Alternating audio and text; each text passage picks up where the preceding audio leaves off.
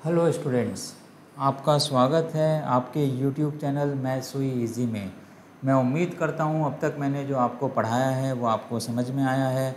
अगर मेरा पढ़ाना आपको समझ में आता है तो इस चैनल को ज़्यादा से ज़्यादा शेयर करिए, लाइक करिए, सब्सक्राइब करिए और जो नीडी स्टूडेंट्स हैं उनको इस चैनल के बारे में बताइए। आइए अब हम अपनी आगे की पढ़ाई शुरू करते हैं। आज हम शुरू करने जा रहे हैं अपना 8th चैप्टर, जिसका नाम है बाइनोमियल थ्योरम। ये बाइनोमियल थ्योरम सिर्फ पॉजिटिव इंडेक्स के लिए है। इसको हम बताएंगे कि पॉजिटिव इंडेक्स क्या होता है और किस तरीके से हमें इसको करना है। सबसे पहले हम देखते हैं कि आपने अपनी छोटी क्लासेस में ये कुछ फॉर्मूले पढ़े होंगे। You already have studied some of this फॉर्मूले, जिसको अभी मैं लिखने जा रहा हूँ। पहली चीज़ आपको ये मालूम है कि a plus b to the power of 0, this is equal to 1. Any number raised to power 0 is 1. इसके बाद आपको ये भी मालूम है कि a plus b to the power of 1, this is equal to a plus b.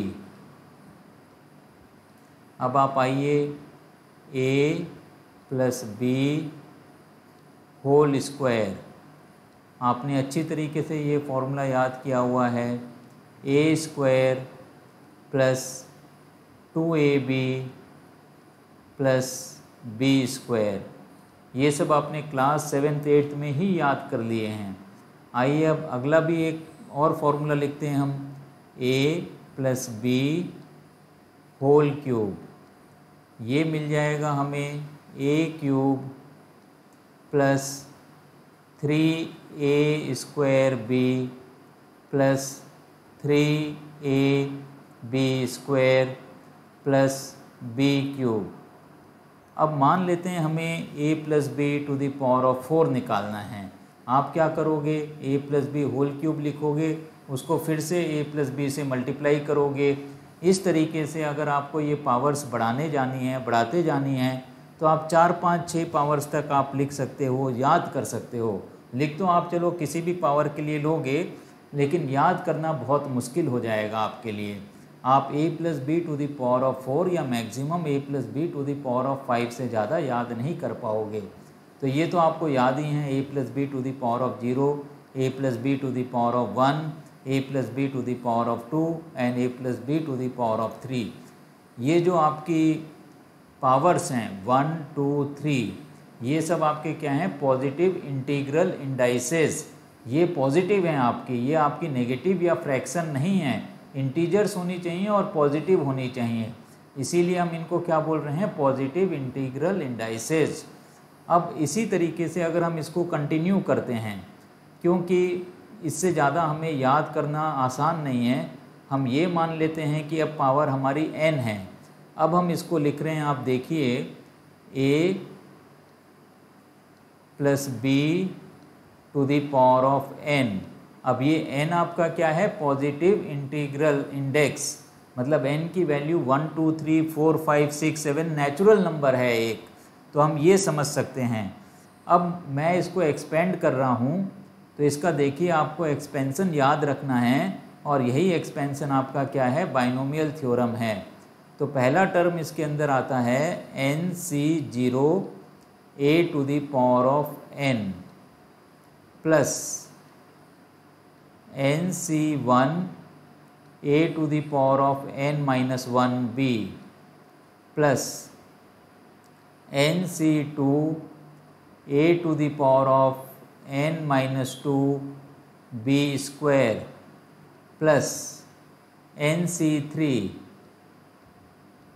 a to the power of n minus 3b cube plus dot dot dot plus NCn minus 1, NCn minus 1। अब यहाँ पे क्या आ जाएगा, a आ जाएगा, a and b to the power of n minus 1, और last में आपको मिलेगा ये NCn। a की वैल्यू 0 हो जाएगी, पावर 0 हो जाएगी, कितना मिल जाएगा, सिर्फ b to the power of n। ये हमने लिख दिया b to the power of n। तो ये जो पूरा की पूरा मैंने एक्सपेंशन लिखा हुआ है ये आपका क्या है, ये बाइनोमियल थ्योरम है। इसी को हम बाइनोमियल थ्योरम बोल रहे हैं पॉजिटिव इंडेक्स के लिए, लेकिन शॉर्ट में हम इसी को बाइनोमियल थ्योरम बोल देते हैं। तो आपको इस चीज़ को याद रखना है, बहुत आसान है। आप देखिए कैसे याद आप रखोगे, NC0, NC1, NC2, NC3, इस तरीके से करते करते हम NCN तक गए। अब जो हमारा फर्स्ट टर्म है a, इसकी पावर्स को आप a to the power of n decrease करते चले जाएंगे। a to the power of n-1, a to the power of n-2, a to the power of n-3, इस तरीके से करते करते जब a और यहाँ पे a to the power of 0 या 1, जब a की पावर्स ख़त्म हो जाएंगी वहाँ तक हमें इसको a की पावर्स को डिक्रीज़ करना है, और साथ ही साथ में b की पावर्स को हमें इंक्रीज़ करते हुए चलना है। पहले टर्म में b नहीं लिखा है, मतलब b की पावर 0 है, फिर b की पावर 1, b की पावर 2, 3, 4, like this up to n। तो ये हमारी क्या हो गई, बाइनोमियल थ्योरम हो गई। इसको जब आप 3-4 बार लिख लोगे, कॉपी पेपर में आपको खुद लिखना है, पेन से खुद लिखना है, तो आपको ये थ्योरम अच्छी तरीके से याद हो जाएगी। अब आप यहाँ पे ये देखिए, यहाँ पे हम कुछ चीज़ें ऑब्ज़र्व करते हैं, तो वो ऑब्जर्वेशंस मैं आपको दिखा रहा हूँ, आप ये इस चीज़ को देखिएगा। We observe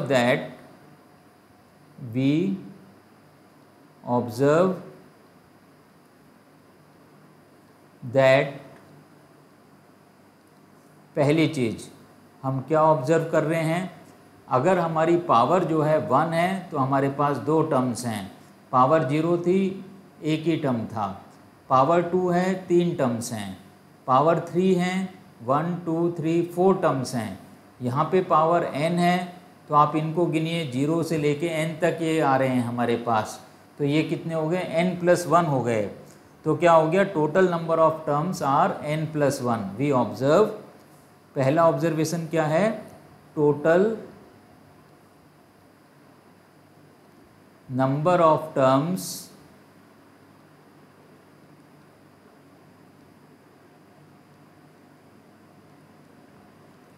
are n+1।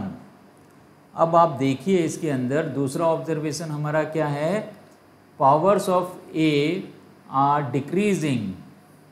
लिखिए यहाँ पे, पावर्स ऑफ a मतलब क्या है, फर्स्ट टर्म है। ये a लिखा हुआ हो ये जरूरी नहीं है। Are decreasing,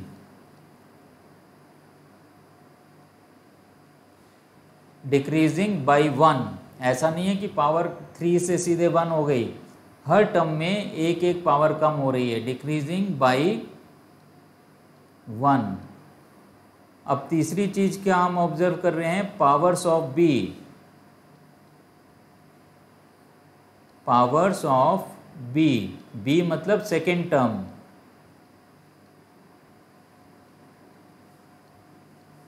are increasing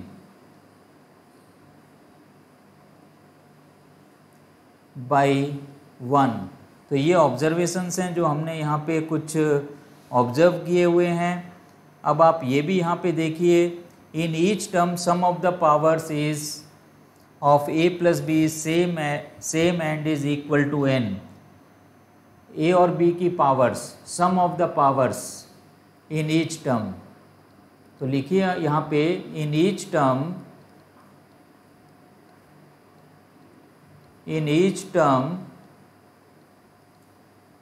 sum of powers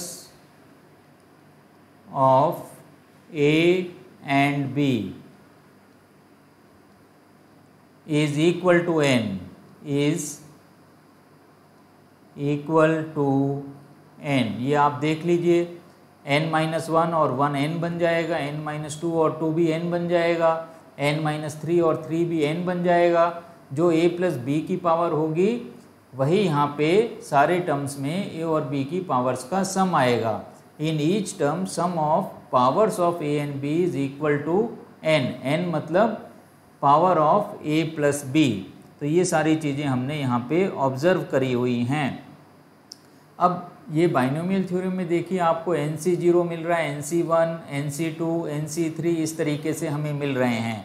तो हम क्या लिख सकते हैं यहाँ पे कि द कोफिशिएंट्स ऑफ NCR, ये जो हमें मिल रहे हैं NC1, NC2, NC3, so these are called as, तो इस तरीके से हम लिख देते हैं यहाँ पे NC0, NC1, NC2 and so on NCN. These are called as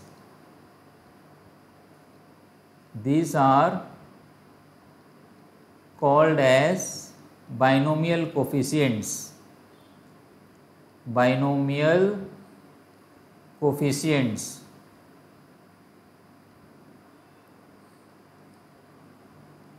These are binomial coefficients. अब आइए और अगली चीज़ें हम इसमें क्या चीज़ ऑब्जर्व कर सकते हैं। हमें एक निकालना है r+1th टर्म। सिक्स्थ हम यहाँ पे लिखें r+1th term is called the general term.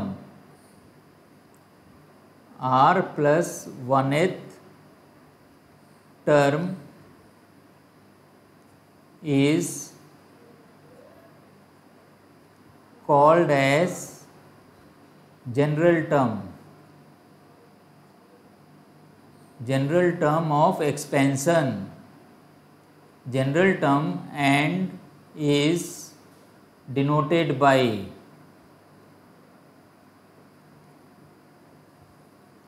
TR+1, TR+1। इसकी क्या वैल्यू हो जाएगी, NCR a⁻n−r b⁻r। अब आप यहाँ पे देखिए, अगर मुझे निकालना है ये पहला, दूसरा, तीसरा टर्म है, मान लेते हैं इसको हमें देखना है। तीसरा टर्म है तो इसको हम क्या लिखेंगे, T2+1, तो r की वैल्यू 2 हो गई, तो हमें क्या मिल रहा है NC2, that means NCR a⁻n−2 मतलब n−r, b⁻2 मतलब b⁻r। तो ये जनरल टर्म का हमारा बहुत ज़्यादा इम्पोर्टेंस होगा जो सेकेंड एक्सरसाइज के अंदर आएगा। हम सारी की सारी जो थ्योरी पार्ट है आज ही बता दे रहे हैं, तो इसी के बेसिस पे आपका क्या होगा, आपकी फर्स्ट एक्सरसाइज को भी हम करेंगे और सेकेंड एक्सरसाइज को भी हम करेंगे। तो हमने जनरल टर्म की बात कर ली है। अब इसके अंदर एक इम्पॉर्टेंट चीज़ है, वो है मिडिल टर्म। तो 7th इज मिडिल टर्म।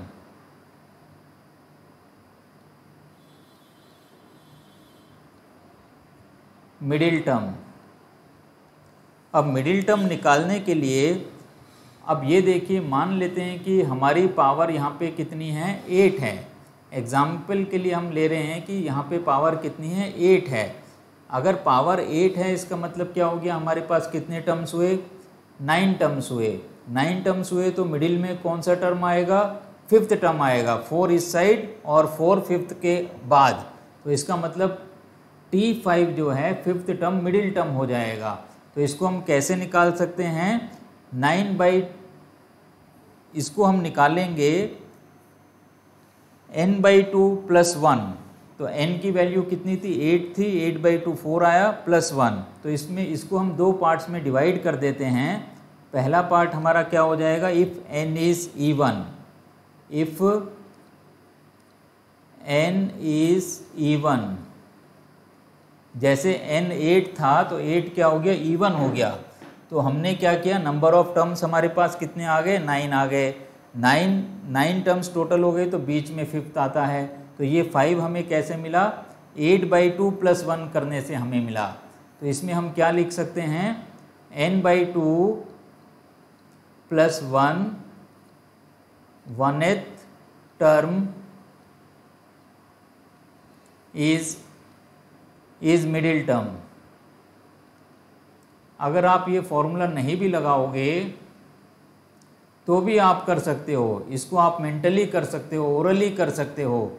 मान लेते हैं कि हमने लिया कि पावर हमारी कितनी है, 12 है, तो उसमें कितने टर्म्स हो जाएंगे, 13 टर्म्स हो जाएंगे। तो बीच में कौन सा टर्म आएगा, ये आप आसानी से निकाल सकते हो। कितना आ जाएगा, 7th टर्म हमारा जो है वो बीच में आ जाएगा। तो इस तरीके से हम आराम से निकाल सकते हैं। अगर निकालने में, ओरली निकालने में परेशानी है, n की वैल्यू अगर इवन है तो उसको 2 से डिवाइड करिए, फिर उसमें 1 जोड़िए, तो वो आपका क्या हो जाएगा, मिडिल टर्म हो जाएगा। अब आइए इसका B part, if n is odd, if n is odd, n odd है मतलब n की वैल्यू सपोज 9 है। अगर n की वैल्यू 9 है तो हमें कितने टर्म्स मिलेंगे, हमें 10 टर्म्स मिलेंगे। अगर हमें 10 टर्म्स मिलते हैं तो हमें कितने टर्म्स बीच में आएंगे, एक टर्म तो बीच में होगा नहीं, 2 टर्म्स बीच में हो जाएंगे, 5 और 6, क्योंकि 5 से पहले 4, 6 के बाद 4। तो अगर टोटल 10 टर्म्स हैं तो 5th और 6th टर्म जो हैं वो मिडिल टर्म्स हो जाएंगे। तो अगर n is odd, in that case we get 2 middle terms. तो इसको हम कैसे लिखते हैं, then n by 2, n plus 1 by 2th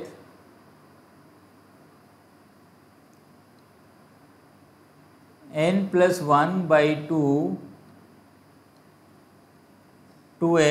and n by 2 n plus 1 by 2 plus 1th,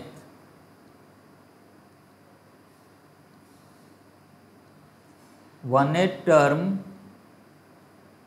are middle terms।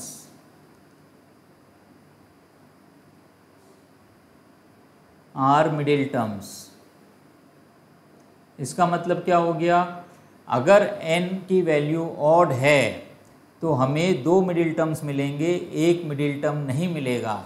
और अगर n की वैल्यू इवन है तो हमें क्या मिलेंगे, हमें एक मिडिल टर्म मिलेगा। वो या तो आप ओरली निकाल लीजिए, मन में करके निकाल लीजिए बीच में कौन सी टर्म आएगी या कौन कौन सी टर्म आएंगी, या आप ये फॉर्मूला लगाएंगे तो उससे भी आप निकाल सकते हैं। तो इतनी सारी जो हैं ये आपकी बेसिक है आज के बाइनोमियल थ्योरम के लिए।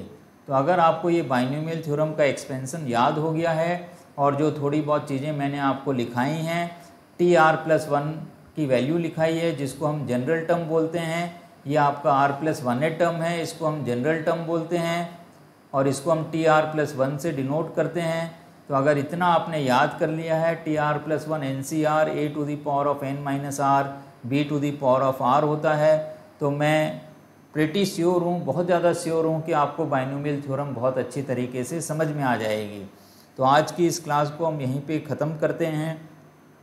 अगली क्लास में हम एक्सरसाइज 8.1 करेंगे। तो मैं उम्मीद करता हूँ कि आज भी आपको ये बेसिक कॉन्सेप्ट्स बाइनोमियल थ्योरम के समझ में आए होंगे। अगर मेरा पढ़ाना समझ में आता है तो इस चैनल को ज़्यादा से ज़्यादा शेयर करिए, लाइक करिए, सब्सक्राइब करिए और नीडी स्टूडेंट्स को इस चैनल के बारे में बताइए जिससे वो भी अपनी पढ़ाई को जारी रख सकें। इसके साथ ही आज की क्लास को हम यहीं समाप्त करते हैं। Have a nice day. Thank you very much.